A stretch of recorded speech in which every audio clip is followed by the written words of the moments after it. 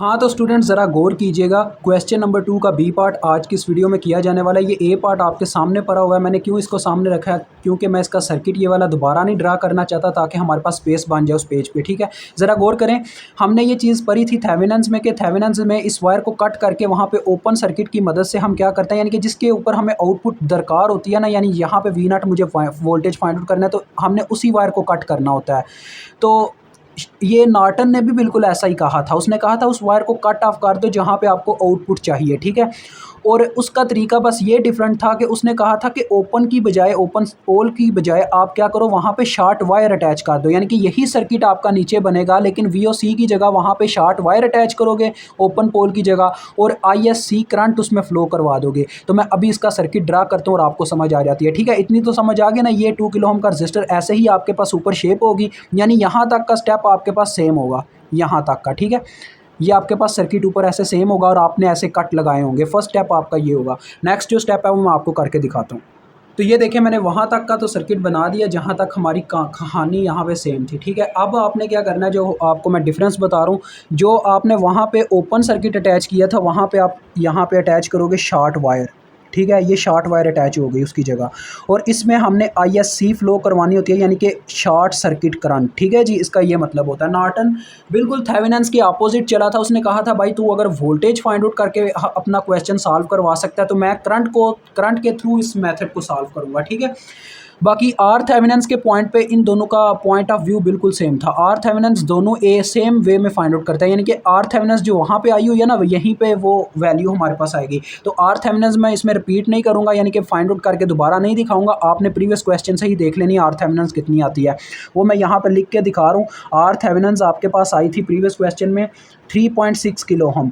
बच्चों सर्किट वही बनेगा, सब कुछ वही होगा। आपने बस ISC की जो वायर है ना, यहाँ पे इस वायर की जगह ओपन पोल बना के ना, यानी कि जैसे VOC के पोल थे, वहाँ पे आर थेवेनिन्स मेंशन कर देना। यानी कि R Thevenin's as it as चलता है दोनों मेथड्स में, उसका कोई फ़र्क नहीं आता। तो देखिए, मुझे पहले ही पता है, ये आपने इस तरह से लिखना नहीं है स्टार्टिंग में, क्योंकि ये आपके पास जब क्वेश्चन आएगा आपने इसको बाद में फाइंड आउट करना होगा। ये तो मेरे पास ऑलरेडी, यानी कि सेम क्वेश्चन चाह रहा है, इस वजह से मुझे पता है, तो मैंने ऑलरेडी लिख दिया आपको समझाने के लिए, क्योंकि ये पॉइंट ऑफ व्यू मैं दोबारा रिपीट करूँगा, टाइम ज़ाया होगा। अब देखें, ISC मुझे फाइंड आउट करनी है, तो अब मेरे लिए जो था ना अपना,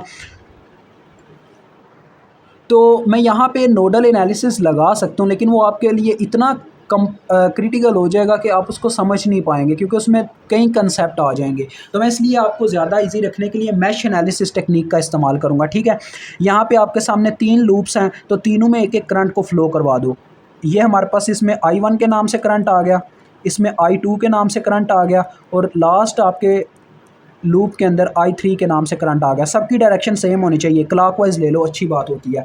अब देखें, यहाँ पे साफ नज़र आ रहा है ISC एक साइड पे वायर के अंदर फ्लो कर रहा है, और I3 को भी देखा जाए तो I3 भी ऐसे ही वायर में फ्लो कर रहा है जैसे ISC फ्लो कर रहा है। तो दोनों की डायरेक्शन सेम है, तो लिहाजा इनकी वैल्यू भी सेम होगी। ये चीज़ मैं आपको ऑलरेडी चैप्टर 3 के अंदर समझा चुका हूँ। तो ISC is equal to I3 है। आपने अगर I3 को फाइंड आउट कर लिया, आप ISC को फाइंड आउट कर सकते हैं। ठीक है, तो देखें काफ़ी सिंपल है। I1 यहाँ पे आपको नज़र आ रहा है, 2 लूप्स के सेंटर में एक करंट सोर्स लगा हुआ है, तो इस कंडीशन में सुपर लूप या सुपर मैश लगाना पड़ता है। और मैंने बताया आपको, हम लगा रहे हैं मैश एनालिसिस।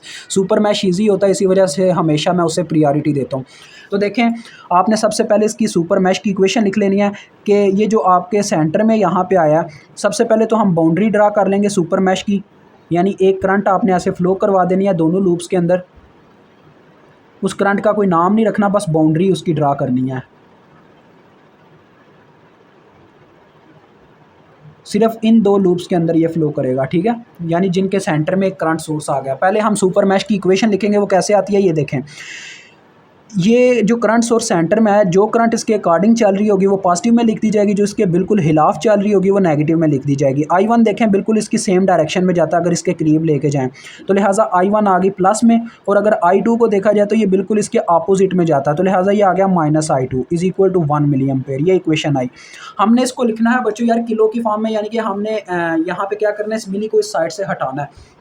तो क्या करेंगे हम, यहाँ पे कह लें कि हर वैल्यू को 1K से ज़रब दे देंगे। 1K से जब ज़रब दिया तो यहाँ पे बन गया 1K I1, ये बन गया 1K I2, और बच्चों I3 भी एक कंपोनेंट आपका वेरिएबल मौजूद है सर्किट के अंदर, तो जब आप KVLs लगा रहे होंगे वहाँ पे I3 तो आएगा ही आएगा। तो लिहाजा आप इस इक्वेशन में I3 को भी मेंशन आउट कर दें, लेकिन 0 के I3 लिखिएगा क्योंकि ये यहाँ पे एग्जिस्ट नहीं करता। और 1 मिली के साथ जब 1 के ज़रब खाएगा ये 1 रह जाएगा, ठीक है। ये आपकी आगे इक्वेशन नंबर 1 जो आपने हासिल किया सुपर मैश की इक्वेशन। अब सुपर मैश की दूसरी इक्वेशन जो बनती है वो उसके लूप से बनती है जो KVL लगाने से आएगी। KVL मीन्स हमने हर एक कंपोनेंट के वोल्टेज लिखने हैं जो इस बाउंड्री में होंगे। तो ये बच्चों इसमें ये होता है सुपर मैश में कि ये बाउंड्री जो है ना इस तरह से वर्क करती है कि जिस लूप में जोन सी करंट फ्लो कर रही है जिस कंपोनेंट में से, उसमें वैसे ही वोल्टेज पैदा होंगे। हम यहाँ से चलना स्टार्ट करते हैं। ये देखें, यहाँ से हमने इसकी बाउंड्री आपने लिख लेना apply KVL at super mesh.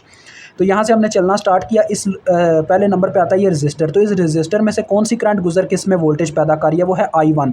तो लिहाजा इसके वोल्टेज आ जाएंगे 6K I1। मज़ीद आगे बढ़ते हैं तो इस बाउंड्री में आगे जाके हमारे पास ये वोल्टेज सोर्स आता है जिसके पॉजिटिव नेगेटिव पोल में करंट एंटर कर रही है इसकी सुपर मैश की करंट। तो ये आ जाएंगे -3। मज़ीद आगे गए तो देखो ये आगे जाके आता है 3 किलो ओम का ये रजिस्टर जिसमें वोल्टेज कैसे पैदा हो रहे हैं, एक तो इसमें I2 करंट फ्लो कर रहा है, एक I3। तो हम प्रियोरिटी किसको देंगे, दोनों की डायरेक्शन अपोजिट होगी। देखें I2 जा रहा है इस साइड पे और I3 जा रहा है इस साइड पे, यानी कि दोनों की डायरेक्शन अपोजिट है। एक्शन और रिएक्शन हो रहा है। जो न्यूटन ने थर्ड लॉ में कहा था ये मैग्नीट्यूड में तो इक्वल हो सकते हैं लेकिन इनकी जो डायरेक्शन है वो अपोजिट होती है, यानी कि इन दोनों में से किसी एक को नेगेटिव रखना होगा। तो डैट्स वाई हम क्या करेंगे, यहाँ पे +3K इंटू आप करंट्स लिखेंगे तो किसी एक को नेगेटिव रखना है लेकिन आपने उस करंट को पॉजिटिव रखना है जिसके ऊपर आप KVL लगा रहे हो। तो सुपर मैश पे KVL लगा रहे हो जो कि प्रायोरिटी दे रहा है I2 को, डेट्स वाई I2 पॉजिटिव रहेगी, I3 आ जाएगी नेगेटिव। तो ये इक्वेशन ऐसे ही 6 किलो ओम की आगे देखें बारी आती है, इसमें भी दो करंट पास कर रही हैं, दोनों की direction opposite, I1 downward I3 upward. तो ये किसको प्रायोरिटी देगा, I1 को, यानी आ जाएगा 6K into I1 minus I3। अब इज इक्वल टू 0 हो गया क्योंकि चक्कर मुकम्मल हो गया सुपर मैश का। इस इक्वेशन को भी ज़रा सिंप्लीफाई कर लें तो ये आपके पास क्या आ जाएगी। सबसे पहले I1 के कंपोनेंट इकट्ठे करें, देखें 6K + 6K 12K I2 sorry I1। और उसके बाद है जी हमारे पास I2 का कंपोनेंट जो कि सिर्फ यही है +3K I2। और नेक्स्ट पे आता है I3 का जो कि बनता है -3K I3 और -6K I3 यानी कि -9K I3। और ये -3 दूसरी जानिब जाके हो गया +3। ये आपकी इक्वेशन नंबर 2 आ गई। तीसरी इक्वेशन अब आपने कैसे हासिल करनी है, अपने लूप 3 के ऊपर KVL लगाना है। जो I3 की करंट है ना, यानी कि उसका जो लूप है उसके ऊपर KVL लगाना है। आपने लिखना अप्लाई KVL एट लूप 3। तो इसमें सिर्फ दो ही कंपोनेंट्स आ रहे हैं। हम यहाँ से चलना स्टार्ट करते हैं। देखिए 6 किलो ओम की बात करूँ तो इसमें से दो करंट पास कर रही हैं जिससे वोल्टेज पैदा होते हैं। आपने देखा दोनों की डायरेक्शन अपोजिट थी, तो लिहाजा अब हम किसको पॉजिटिव लेंगे, I3 को, क्योंकि जिस लूप के ऊपर KVL होता है उसी करंट को प्रायोरिटी दी जाती है। I3 माइनस I1 आ जाएगा, ठीक है। उसके बाद जब हम आगे बढ़ते हैं तो इस 3 किलो ओम में से भी दो करंट पास कर रही हैं, I3 इधर जा रही है, I2 ऐसे जा रही है, फिर इसमें वोल्टेज पैदा हो रहे हैं। तो लिहाजा इसमें भी किस करंट को प्रायोरिटी दी जाएगी, I3। तो 3K into I3 minus I2। आप इसकी इक्वेशन लिख लें क्योंकि इज इक्वल टू 0, चक्कर मुकम्मल हो गया। तो इसकी इक्वेशन कुछ इस तरह से आ रही है। देखें पहले I1 का कंपोनेंट जो कि है -6K I1, फिर नेक्स्ट नंबर पे I2 वाला कंपोनेंट जो कि है -3K I2, और एट द लास्ट आपके पास I3 का कंपोनेंट जो कि बनता है 9K I3 is equal to 0। ये आपकी आगे थर्ड इक्वेशन। अब इनको हम मैट्रिक्स फॉर्म में लिखेंगे। मैट्रिक्स फॉर्म में कैसे सॉल्व करते हैं आपने देख लेना जाके एग्जांपल नंबर 3.1 से हमारी वीडियोस में। तो उसके अंदर आपको वोल्टेज की इक्वेशंस मिलेंगी जिनके अंदर आपके पास इन कंपोनेंट्स के पहले कांस्टेंट लिखने होते हैं जो कि है देखो 1K -1K फिर है 0K, ठीक है।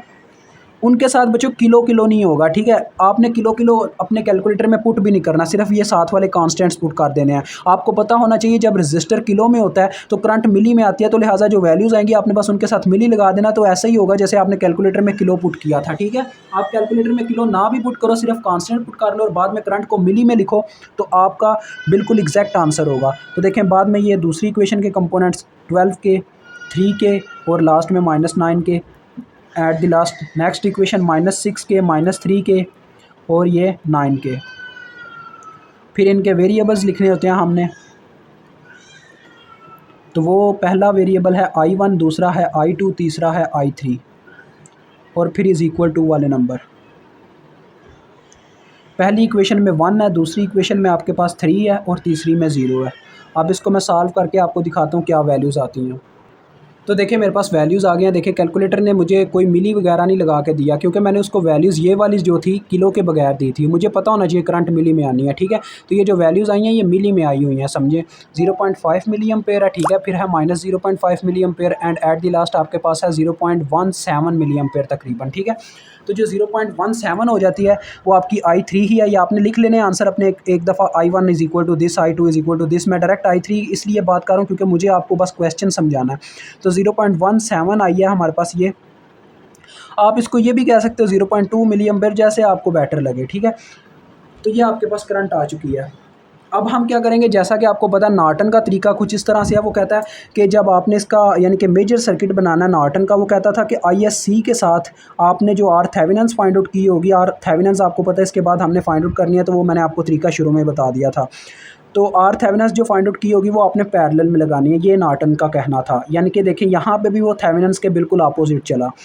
तो आर थेवेनिन्स आपके पास कितनी है, 3.6 किलो ओम, ठीक है। और उसके बाद उसने कहा कि आगे जो आपने कट की थी वायर उसको अटैच कर दें। लेकिन बच्चों ये अपने मकसद में कामयाब भी हुआ था, इसने वही आंसर हासिल किया जो थेवेनिन्स के थ्योरम ने हासिल किया। तो यहाँ पे आपके पास वो जो कटिड वायर थी, आपको याद है 2 किलो ओम की वायर है, वो देखें वो आपको नज़र आ रही है। तो 2 किलो ओम जिसके क्रॉस हमने V0 वोल्टेज फाइंड आउट करना है। ये कैसे फाइंड आउट हो सकता है, जब मुझे इस वायर में से जो करंट गुजरी है वो पता चल जाए। अब इस वायर में कोई करंट फ्लो नहीं कर रही, तो हम एक करंट फ्लो अपनी तरफ से एक अननोन करंट ले लेते हैं, लेट से I1 के नाम से। I1 तो हमने आगे लिया हुआ है, आप इसको आई ही कह लो, ठीक है, आई ठीक है। तो ISC की वैल्यू आपको पता है कितनी है, यहाँ पे वो मेंशन आउट करें 0.17 मिली एम्पेयर। पहले आपको यहाँ पे लगाना पड़ेगा करंट डिवीजन रूल, ताकि आपको इसकी करंट पता चल सके। करंट डिवीजन रूल लगता ही उस वक्त है जब पूरा सर्किट पैरेलल में लगा हो। देखें ये रजिस्टर भी इस रजिस्टर के पैरेलल में है, ये रजिस्टर इस करंट सोर्स के पैरेलल में है, क्योंकि इन सब के टर्मिनल्स आपस में अपर और लोअर दोनों कॉमन है, ठीक है। दैट्स वाई सबसे पहले मैं करंट डिवीजन रूल लगाने लगा हूँ। तो जिस वायर की आपने करंट फाइंड आउट करनी होती है ना, उसकी रेजिस्टेंस, उस वायर के पैरेलल में जो रेजिस्टेंस लगी हुई है उसको ऊपर रखना होता है। तो देखिए मैं इस वायर की करंट को फाइंड आउट करना चाहता हूँ, इसके पैरेलल में ये वाली वायर लगी हुई है, क्योंकि ये अपर और लोअर टर्मिनल दोनों कॉमन है, तो इसकी रेजिस्टेंस ऊपर आ जाएगी, जो कि है 3.6 के बटे में आएगी टोटल रेजिस्टेंस, यानी कि इसकी अपनी वायर की और प्लस इसकी पैरेलल वायर की, और मल्टीप्लाई हो जाएगा सप्लाइड करंट के साथ। सप्लाई करंट ये है जो यहाँ पे आके दो हिस्सों में तकसीम हुई है, जो कि है 0.17 मिली। तो देखते हैं ये कितना आता है, 3.6 डिवाइडेड बाय 5.6 मल्टीप्लाइड विद 0.17। तो ये बच्चों आपके पास जो करंट आ रही है वो है 0.11 मिली एम्पेयर, ठीक है।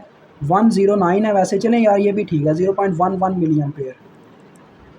अब आपने V0 फाइंड आउट करना था, तो देखें सिंपल आ गया फार्मूला, यानी कि 2 के साथ ये चीज़ मल्टीप्लाई होने वाली है। तो क्योंकि लगेगा ना ओहम्स लॉ, देखें करंट अपनी पहले रेजिस्टेंस लिख लेते हैं, करंट अपनी डायरेक्शन के अकॉर्डिंग इसके पॉजिटिव पोल में एंटर कर रही है, तो ये प्लस में पुट की जाएगी। तो 2K आई इसका फार्मूला 2K इंटू आई की वैल्यू जो कि 0.11 मिली है, तो ये आपके पास कितना आ जाएगा, ये आपके पास आ जाएगा 0.2 वोल्ट, 2 मल्टीप्लाई बाय 0.11, तो 0.22 आता है। प्रीवियस में जो हमने किया था वो था 0.21, वो इसलिए आया था क्योंकि बच्चों उस वक्त मैंने ना कुछ इशारिये का आगे पीछे किया था। तो यहाँ पे भी चक्कर वही है, मेन चीज़ आपने ये देखना आंसर सेम है, 0.2 वोल्ट इसका मेन आंसर है, तो ये भी 0.2 ही आ रहा है। बस ये यहाँ पे 0.22 वोल्ट इस वजह से हुआ क्योंकि इशारिये की वैल्यूज़ में हमने कुछ आगे पीछे कर दिया होगा, ठीक है, इतना चक्कर होता है बस। तो आंसर दोनों का सेम है। अब देखें जिसका पार्ट सी होगा ना वो बहुत छोटा होगा, तो उसकी वीडियो आपको बहुत ईजिली मिल जाएगी इंशाल्लाह नेक्स्ट पार्ट में।